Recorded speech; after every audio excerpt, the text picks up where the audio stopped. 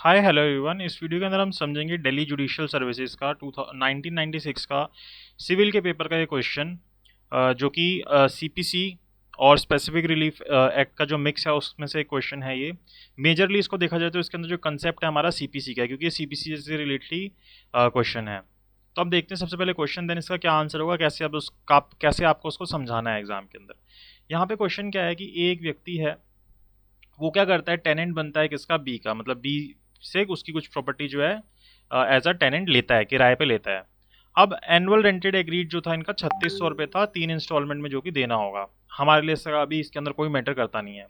अब क्या होता है, यहाँ तक कहानी खत्म। ए जो होता है ना, जो मतलब जिसने प्रॉपर्टी रेंट पे ली होती है, वो एक सूट करता है जिसके अंदर वो दो रिलीफ मांगता है। कौन से?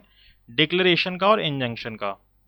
कि भाई मेरे को डिक्लेयर किया जाए कि मैं जो है इसका लीजी हूँ, मतलब मेरे पास ये एज अ लीज पे या एज अ टेनेंट मेरे पास ये प्रॉपर्टी है। और दूसरा इंजंक्शन कि मेरे को इस प्रॉपर्टी से डिस्पोजेस ना किया जाए। यही चीज़ इसने बताई है कि बी जो है मेरे को डिस्पोजेस करने की कोशिश कर रहा है सी की हेल्प से। तो इन दोनों चीज, ये दो रिलीफ मांगेगी। एक तो डिक्लेयर किया जाए that I am a lessee, and second injunction दिया जाएगी मेरे को इस प्रॉपर्टी से डिस्पोजेस ना किया जाए।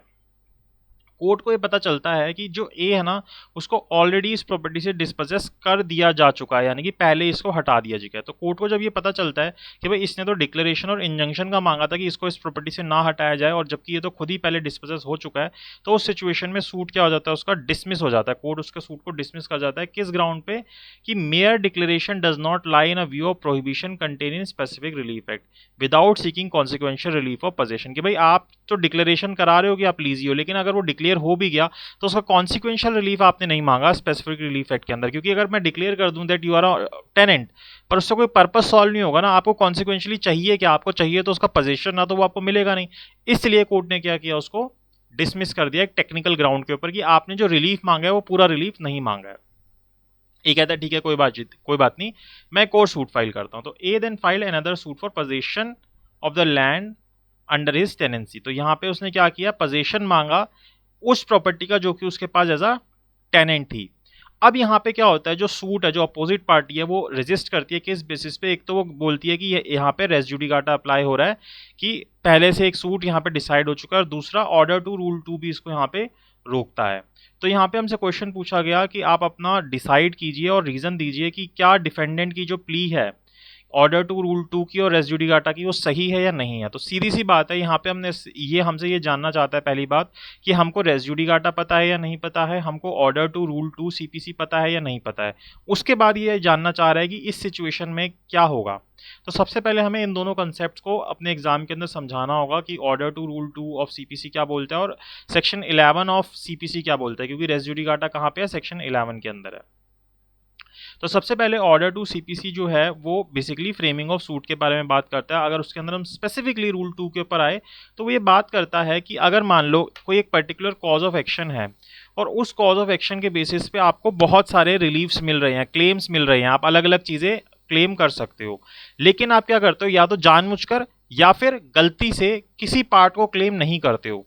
तो यहाँ पे ऑर्डर टू रूल 2 बोलता है कि उस सेम कॉज ऑफ एक्शन के बेसिस पे आप अलग से वो जो चीज आपकी छूट गई इंटेंशनली या फिर गलती से, आप उसको अलग से क्लेम नहीं कर सकते। जैसे अगर हम एग्जांपल से समझे, मान लो कि एक व्यक्ति से रेंट लेना होगा, जैसे ए ने बी से रेंट लेना होगा 2005 का, 2006 का, 2007 का।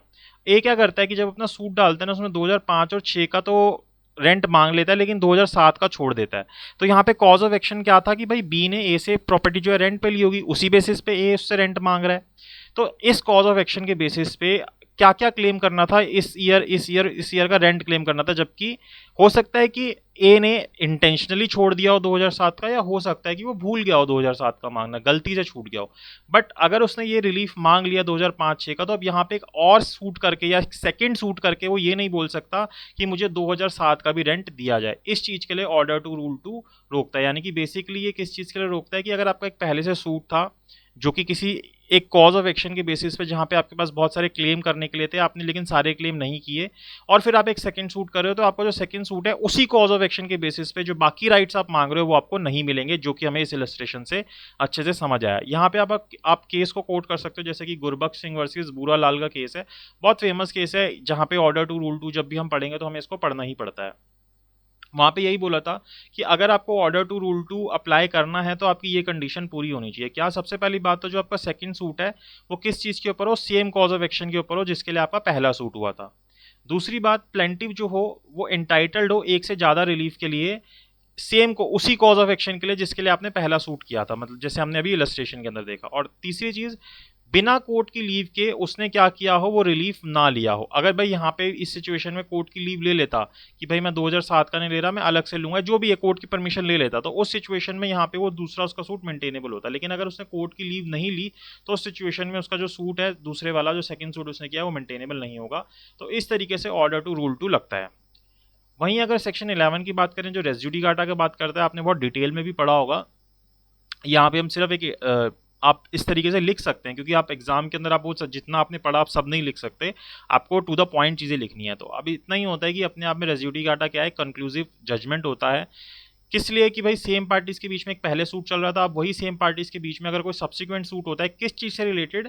Matter directly and substantially in issue. कि अगर पहले भी सेम चीज से रिलेटेड सूट था, आप दोबारा matter substantially and directly in issue same he suit पे सेम ही चीज मैटर के ऊपर आप सूट कर रहे हो, तो आपका जो सेकंड सूट है वो मेंटेनेबल नहीं होगा। वहां पे रेस जुडिकाटा का प्रिंसिपल अप्लाई हो जाएगा, सेक्शन 11 लग जाएगा।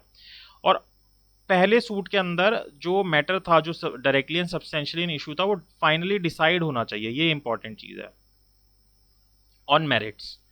तो वहां पे आपका रेस जुडिकाटा लग जाएगा। ठीक है, तो ये दो कंसेप्ट हमने समझाए। अब हम आते हैं अपनी सिचुएशन के ऊपर जो हमने ऊपर देखी थी। तो सबसे पहले जो पहला सूट हुआ था उसके अंदर ए ने क्या किया था, क्या रिलीफ मांगा था? डिक्लेरेशन का और इंजंक्शन का। क्या डिक्लेरेशन की? डिक्लेयर किया जाए दैट आई एम अ लीजी, मैंने प्रॉपर्टी लीज पे ले रखी है। और दूसरा कि मेरे को इससे डिस्पोजेस ना किया जाए। उसको ये डर था, उसको थ्रेटन था कि उसको इस प्रॉपर्टी से डिस्पोजेस कर दिया जाएगा। लेकिन कोर्ट को क्या पता चलता है कि ये व्यक्ति जो है ऑलरेडी डिस्पोजेस हो चुका है और इसने कॉन्सिक्वेंशियल रिलीफ नहीं मांगा है, इसलिए ये जो इसका सूट है वो डिसमिस कर देना चाहिए। तो यानी कि एक टेक्निकल ग्राउंड के ऊपर कोर्ट ने क्या किया, उसके सूट को डिसमिस कर दिया। ये क्या करता है? सेकंड सूट करता है recovery of position under tenancy, की भाई मैं टेनेंट हूं और मेरे को इसलिए इसका पोजीशन दिया जाए। तो अगर हम सेक्शन 11 को यहाँ पे अप्लाई करें अब इस सिचुएशन के अंदर सेकंड सूट पे, क्योंकि हमें अप्लाई करना था, हमने ऊपर देखा था, तो सेक्शन जो 11 था उसने हमें ये बोला था कि मैटर जो है वो directly and substantially in issue होना चाहिए दोनों सूट के अंदर। अगर जो पहला सूट था वही सेम चीज के लिए आपने सेकंड सूट किया हो, और उस चीज को, जिस भी चीज के लिए वो डायरेक्टली एंड सब्सटेंशियली इशू था, कोर्ट ने उसको फाइनली डिसाइड कर दिया ऑन मेरिट्स, ऑन फैक्ट्स के ऊपर, उसको फैक्ट्स एंड लॉ के ऊपर। जबकि हमारा ये जो केस था पहले वाला, वो किस लिए डिसमिस हुआ था? टेक्निकल ग्राउंड के ऊपर डिसमिस हुआ था, तो इसलिए उसके अंदर कोई मेरिट्स नहीं थे, तो यहाँ पे रेस जुडिकाटा का प्रिंसिपल अप्लाई नहीं होगा। दैट मीन्स कि जो सेक्शन 11 का डिफेंस लिया जा रहा है सेकंड सूट को नॉट मेंटेनेबल करने के लिए, प्रीलिमिनरी ऑब्जेक्शन जो लिया जा रहा है, वो उसका प्रीलिमिनरी ऑब्जेक्शन गलत है, वो नहीं माना जाएगा। वहीं अगर ऑर्डर टू रूल 2 की बात करें तो हमने ये समझा था कि जो सेकंड सूट है वो सेम कॉज ऑफ एक्शन के ऊपर होना चाहिए। तो अगर हम अपनी प्रेजेंट सिचुएशन के अंदर देखें तो जो पहला सूट था वो किसके ऊपर था? उसको डर था कि मेरे को यहाँ से क्या कर दिया जाएगा, डिस्पोजेस कर दिया जाएगा। वहीं जो सेकंड सूट था उसके अंदर कॉज ऑफ एक्शन क्या था कि उसको रिकवरी ऑफ पोजेशन चाहिए था और टेनेंसी चाहिए थी। तो दोनों के अंदर क्या है, कॉज ऑफ एक्शन अलग अलग हैं।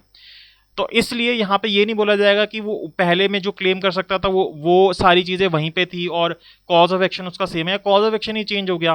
भाई पहले वो बोल रहा था कि मैं डिस्पोजेस नहीं हूं, अब वो बोल रहा है कि मैं डिस्पोजेस हूं तो मुझे पोजेशन दिलाया जाए। दोनों के अंदर कॉज ऑफ एक्शन अलग हो गया, तो यानी कि cause of action he same नहीं है, तो वो क्लेम वाली बात आती ही नहीं है यहाँ पे। तो इसलिए जो ऑर्डर टू रूल 2 वाली जो कंटेंशन ली डिफेंडेंट ने, वो भी उसकी मेंटेनेबल नहीं होगी। तो सेक्शन ना ही सेक्शन 11 मेंटेनेबल होगा का जो डिफेंस है, और ना ही ऑर्डर टू रूल 2 का डिफेंस मेंटेनेबल होगा। इसलिए जो ए का सूट है वो मेंटेनेबल होगा। तो इस तरीके से आप अपने आंसर को बता सकते हैं। तो आई होप आपको ये क्वेश्चन समझ आया हो, ये दोनों कंसेप्ट समझ आए हो, किस तरीके से ये अप्लाई होते हैं। और आपको वीडियो अच्छी लगी हो तो प्लीज़ लाइक कीजिए, शेयर कीजिए, चैनल को सब्सक्राइब कीजिए। और इस तरीके से अगर आप कोचिंग लेना चाहते हैं तो उसके लिए भी आप नीचे दिए गए नंबर पर कॉन्टैक्ट कर सकते हैं। Thank you so much for watching this video.